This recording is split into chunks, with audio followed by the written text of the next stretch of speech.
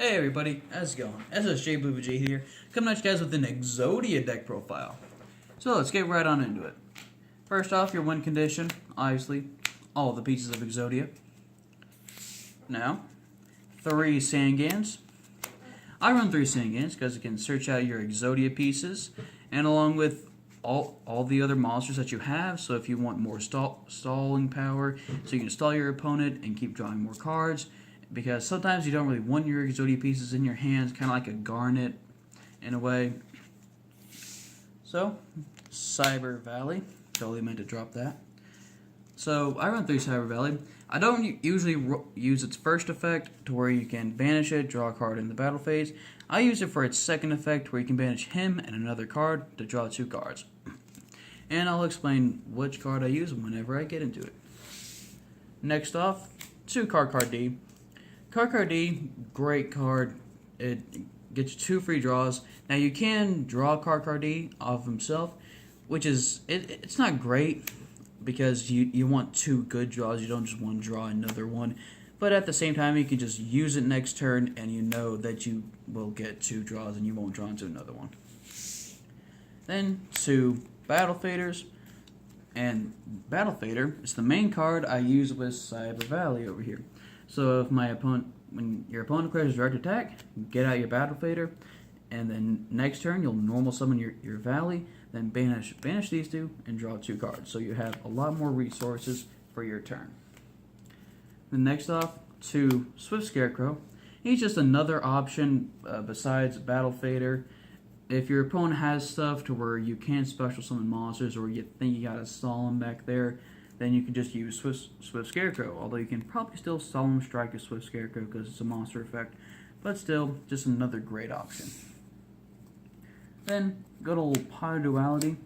It's basically just one free card because, yeah, you can't special summon for this turn, but the only card you special summon with this deck is good old Battle Fader. And Battle Fader, it's special summon during your opponent's turn, so that doesn't really matter. And then, 1 Day of Peace and an Upstart Goblin. Upstart Goblin, it gets you a free card, gives your opponent 1,000 life points, but who cares? You're going to be winning without reducing their life points down. Then 1 Day of Peace, it gives you and your opponent a card, then you're not going to take any battle damage, which is great, so that way you can survive for more turns. Next off, 2 Magical Mallet. Shuffle dead cards in your hand to draw more potentially useful cards and stuff like that. So, next up, 3 Swords of Living Light. This is it stalls your opponent a lot, and sometimes if you open this up in the early game, your opponent might not have their Spell Trap Destruction because most people don't run that much, so they won't get it to late game. So this can be pretty problematic at times, but sometimes it's actually not that beneficial. And this is a stall and draw. No, not stall and grad, stall and draw. So you're basically just stalling your opponent while you're drawing cards. It's basically how I came up with stall and draw. Then good old Dark Factory Mass Production. So if your pieces ever go to the grave, you can use that to get them back out. But I mainly use that as a target for Magical Mallet if I open up with both of them in my hand, or I use Card D and I got both of these. And I'll use Magical Mallet, shuffle both of them, draw 2 cards. But what I've seen most of the time is that I'll use Magical Mallet, shuffle these 2, then the cards I'll draw is my other Magical Mallet and another Dark Factory. But Mallet's not once per turn, so I just shuffle this back into the deck, and I know I won't draw my Mallet because they're both engraved, and I have the potential of drawing something even better because here's stuff. Then 2 Reckless Greed. At first, I was running 3 when I was playtesting it, but I didn't have my draw phase enough, and so it was not beneficial. I wasn't winning that many games. And 2 is still kind of iffy. I don't really use Reckless Greed that often. I only use it if my opponent is either targeting it or I have the second one set on the field. And even then, I usually don't use it unless I've used like most of my draw power. I don't have much left, so I want to get into it really quickly, or my opponent still targets it. Then, this is where it's going to get really interesting. 3 Drowning Mirror Force. When the opponent's monster declares a direct attack, shuffle all attack position monsters back to the deck. This is even good with link monsters because it puts them back into the extra deck. And then 3 Quaking Mirror Forces. Quaking Mirror Force, if your opponent like loads up the field and wants to just go for game, good old Quaking can just put them face down, and they don't really have much to do. They're like, man, that's a very big problem. They don't really know what to do. For the last 3 cards, 3 Storm Mirror Force. It's basically like Drowning Mirror Force, except this returns all attack position to hand, and Drowning Mirror Force shuffles them into the deck.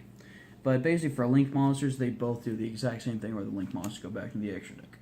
One thing I like doing is if I have a Storming and or Drowning set, I'm just going to use Storming because here, and let's say a Quaking set on the field, the opponent attacks, you can activate, say they have like a Link monster, and some co-linked and some just monsters on the field. You can activate Storming Mirror Force, then you can chain with Quaking Mirror Force, and Quaking Mirror Force puts everything face down, obviously except for the Link monsters. Then with Storming, it puts them all back in the deck. So now they just have stuff in the extra deck, then they have all of their monsters face down. So it's really good to stall them. Usually they get out their Link monsters back in their next turn, but they didn't have, and you survived that turn. Now, you may be wondering, why the heck am I running so many traps with today's metagame? And actually, traps are really good with this deck, because if you can set 4 traps, you have like 4 traps set here, your opponent is going to do hardly anything, because most of them are going to think, oh, they got the entire Solemn Brigade in their hand. But most of the time, so they won't do hardly anything. They'll try not to get out monsters because they're afraid it'll get solemned, or maybe they also think it's battle traps. They don't want to get out a full board and go for game because of potential battle traps. So it leaves you with, it stalls your opponent because they're going to try to wait for the spell trap destruction, or just play it out and try to bait you out with other stuff. And obviously you always want to have 4 set, because you always want to keep 1 open for spells like Upstart Goblin or Magical Malin, stuff like that. So that is it for my Exodia deck profile. I hope you guys enjoyed, and comment down below, like, subscribe, and see you in the next one.